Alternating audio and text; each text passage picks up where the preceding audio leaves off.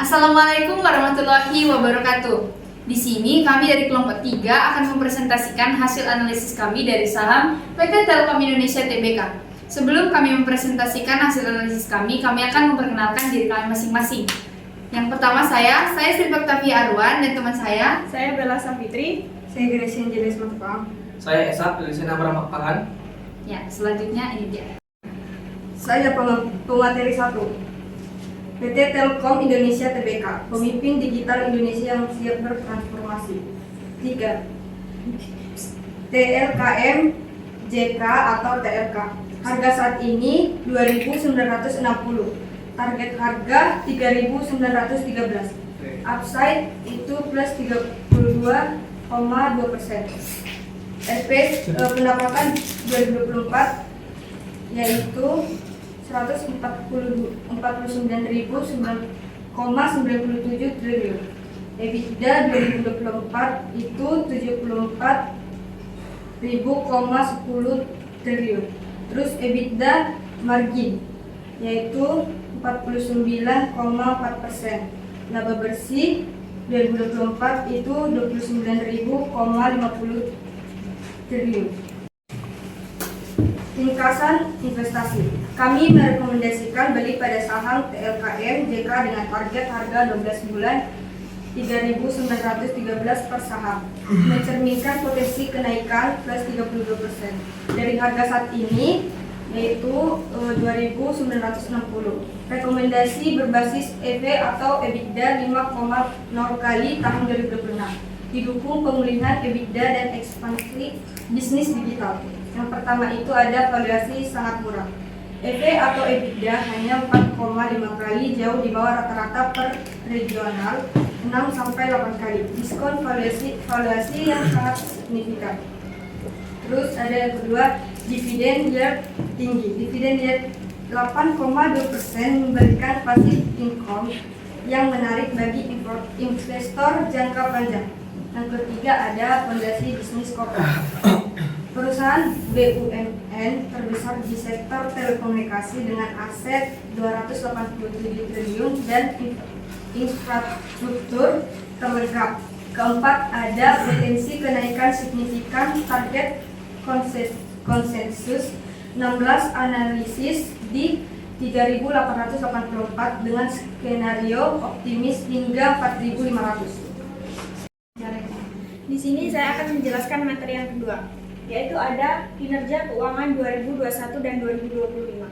Di kinerja keuangan yaitu ada pendapatan pada tahun 2021 yaitu sekitar 143 triliun, di tahun 2022 sekitar 147 triliun, di tahun 2023 sekitar 149 triliun, di tahun 2024 sekitar 150 triliun, dan di tahun 2025 sekitar 147 triliun.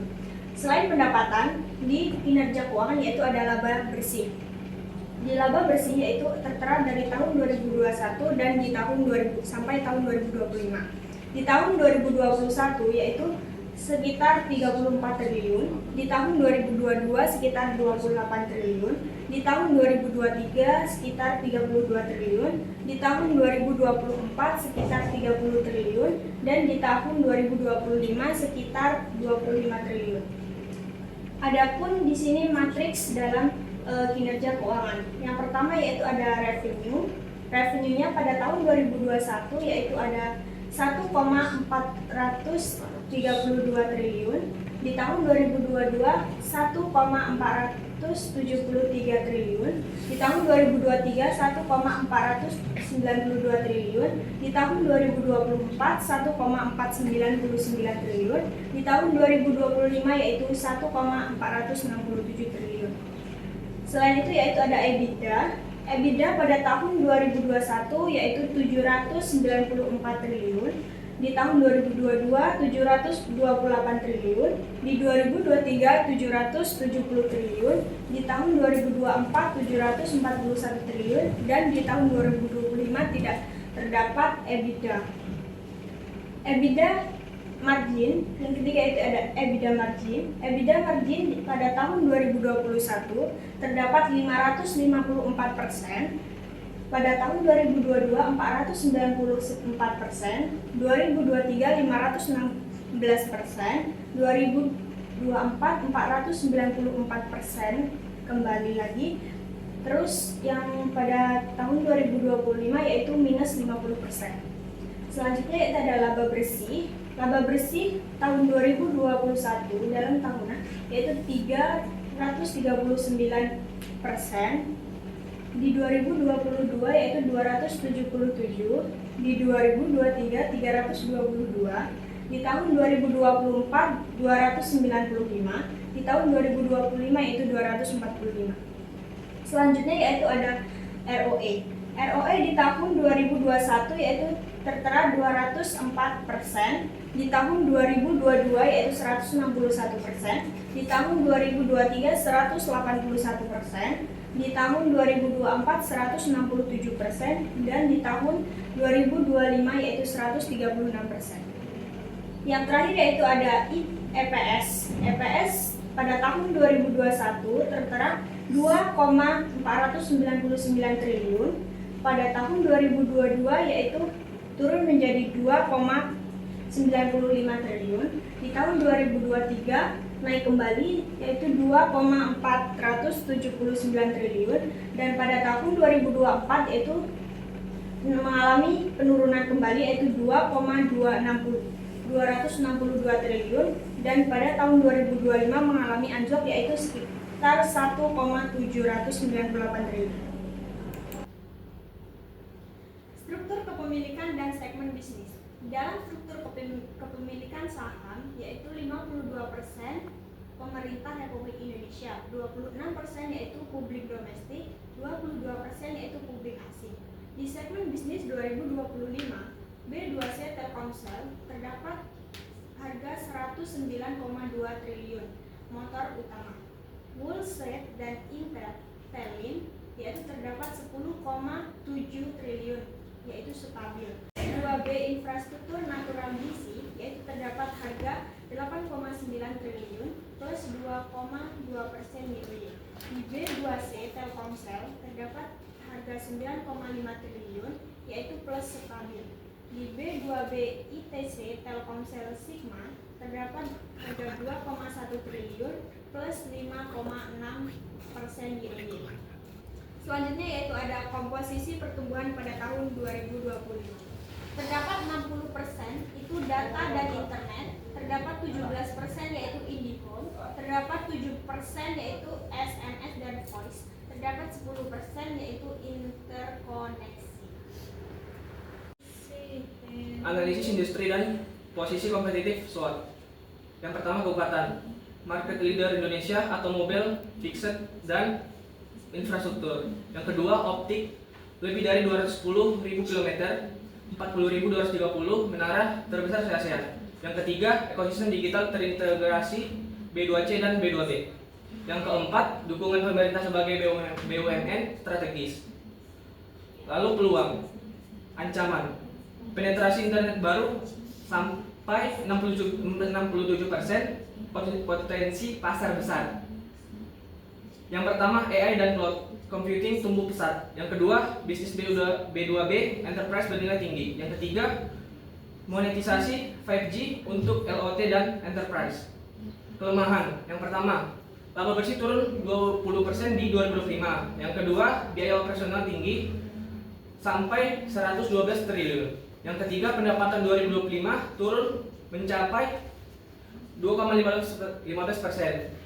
Yang keempat, ketergantungan B2C sampai 74% pendapatan. Yang keempat, ancaman. Pertama, persaingan ketat Excel Axiata dan IOH menekan ARPU. Yang kedua, tekanan makroekonomi dan daya beli lemah.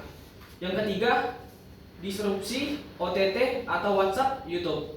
Yang keempat, regulasi spektrum frekuensi Kominfo. Valuasi dan target harga. Bearish berkisaran 3.000, tekanan makro dan penurunan profitabilitas berlanjut. Base case berkisaran 3.884, konsensus 16 analisis pemulihan bertahap ARPU dan EBITDA. Lalu bullish berkisaran 4.500, ekspansi digital, data center dan efisiensi operasional. Lalu metode valuasi DCF atau Discounted Cash Flow. Yang pertama WACC 10,5%, Terminal Growth 3%. Yang kedua PV arus kas 5 tahun berkisaran 148,2 triliun. Lalu yang ketiga PV Terminal Value berkisaran 257,3 triliun. Total EV atau BES kisaran 400,5 triliun. Nilai intrinsik BES berkisaran 3.758 per saham. Lalu indikasi saham under value 27%. Lalu selanjutnya EV atau EBITDA relative valuation. Yang pertama EV atau EBITDA saat ini 4,5 kali. Yang kedua rata-rata per regional 6 sampai 8 kali. Yang ketiga target EV atau EBITDA 5,0 sampai 5,8 kali. Lalu yang keempat blended fair value berkisaran 4.000 per saham. Yang kelima forward P atau E 11,7 kali. PBV 2,46 kali. Lalu yang keenam diskon signifikan VS per ASEAN. Selanjutnya ada ESG dan risiko investasi. Terdapat dua bagian, yaitu skor ESG TLKM. Yang pertama ada environmental dengan rating 7,2/10. Netralisasi karbon 2030, Green Data Center. Yang kedua ada sosial dengan rating 8,1/10. Program DigiUp, Zero Fatality, Inklusivitas Gender. Yang ketiga ada Governance dengan rating 7,8/10. ACGS 101,98 atau Leadership, 0 kasus korupsi 3 tahun. MSCI ESG Rating, BBB atau Proaktif ESG Commitment, Medium Risk. Sustainalytics 24,5 Medium Risk atau membaik dari 25,6. Yang kedua ada profil risiko utama. Yang pertama itu ada risiko makronomi. Risiko terbesar atau fluktuasi kurs USD atau IDR pada 85. Yang kedua ada risiko industri. Risiko terbesar juga keamanan siber sebesar 90 dan persaingan harga sebesar 85. Yang ketiga ada risiko bisnis. Risiko terbesar yaitu keamanan siber 92 dan infrastruktur jaringan 88. Mitigasi cyber security 90%, network redundancy 88%, audit GCG 80%, dan hedging falas pada 80%. Yang terakhir itu ada kesimpulan dan rekomendasi untuk membeli saham PT Telkom Indonesia Tbk. Kenapa kita harus membeli PT tersebut? Karena yang pertama memiliki harga target sampai 12 bulan, yaitu dengan harga 3,913.000 per saham plus 32,2% upside dari Rp2.960.000. Yang kedua karena valuasinya sangat murah. EV atau EBITDA 4,5 kali versus rata-rata per ASEAN 6-8 kali. Yang ketiga ada dividend yield-nya dengan 8,2%. Passive income menarik dengan payout rasio lebih besar dari 89%. Yang keempat karena adanya transformasi bisnis. Dari pemangkasan anak usaha dari 60 menjadi 22 entitas pada 2027 yang akan mendatang. Yang kelima ada katalis. Ekspansi data center, monetisasi 5G, enterprise, kemitraan cloud, dan AI global. Yang keenam ada DCF base case, intrinsik 3.750.000, saham under value 27% dari harga pasar. Ya, sekian dari presentasi kami untuk menganalisis saham PT TLKM Tbk. Terima kasih.